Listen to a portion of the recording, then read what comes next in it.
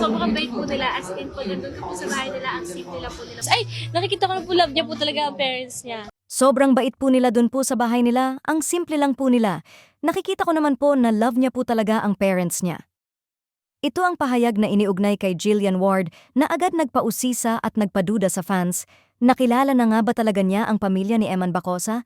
Dahil sa nasabing linya, maraming netizens ang napadouble take. Para sa kanila, tila hindi ito basta komento lamang.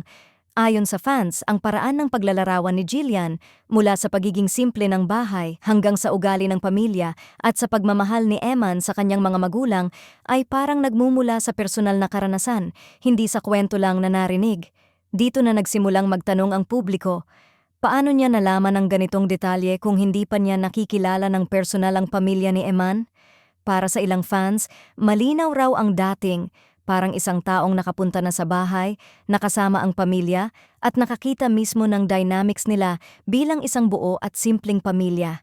Mas lalong lumakas ang espekulasyon dahil sa tono ng pahayag ni Jillian.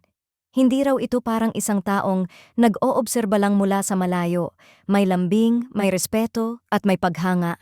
Lalo na nang banggitin niya ang pagmamahal ni Eman sa kanyang parents, isang bagay na kadalasang napapansin lamang kapag malapit ka na sa isang tao.